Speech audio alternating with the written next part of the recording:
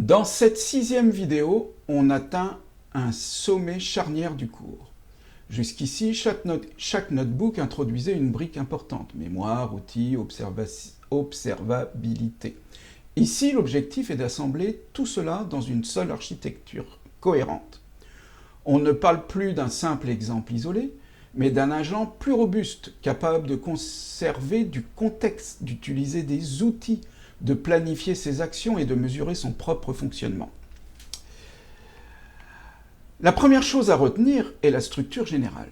L'agent complet n'est plus réduit à un prompt et une réponse. Il devient un orchestrateur qui s'appuie sur plusieurs composants spécialisés. La mémoire gère le contexte, le registre d'outils expose les capacités d'action, le planificateur décide comment exécuter les appels et les métriques permettent de suivre ce qui se passe pendant la session. C'est cette organisation qui rend l'agent plus fiable, plus lisible et plus proche d'un vrai système déployable. Les deux premiers piliers de l'agent complet sont la mémoire et les outils. La mémoire hybride permet de garder le bon niveau de contexte sans renvoyer inutilement toute la conversation.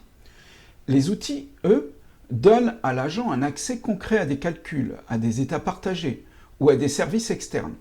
Ensemble, ces deux briques permettent de sortir d'un simple échange textuel pour aller vers un assistant qui se souvient, vérifie et agit de manière beaucoup plus crédible.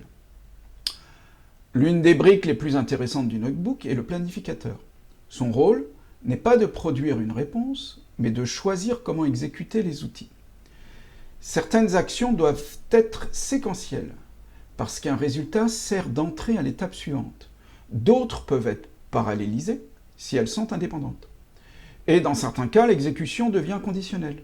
Cette couche d'orchestration est importante, car elle montre qu'un bon agent ne repose pas seulement sur de bons outils, mais aussi sur une bonne manière de les enchaîner. L'autre aspect fort de l'agent complet, c'est son observabilité intégrée. Chaque session peut être mesurée en nombre de tours, en tokens, en coûts, en latence ou encore en appel d'outils. Cela permet de comparer les comportements, de repérer les scénarios trop coûteux et d'analyser les effets d'une configuration mémoire ou d'un plan d'exécution. Autrement dit, l'agent ne se contente pas de fonctionner, il produit aussi les informations nécessaires pour être piloté et amélioré. Ce qu'il faut retenir, c'est qu'un agent complet n'est pas un seul composant magique, c'est l'assemblage cohérent de plusieurs briques, la mémoire, les outils, la planification et l'observabilité. Quand ces briques sont bien articulées, on passe d'un prototype intéressant à une architecture beaucoup plus crédible. Et c'est précisément cette base qui ouvre la porte à un éventuel projet fil rouge, si vous êtes intéressé d'aller plus loin, dans lequel chaque étudiant va adapter l'agent à un vrai domaine métier.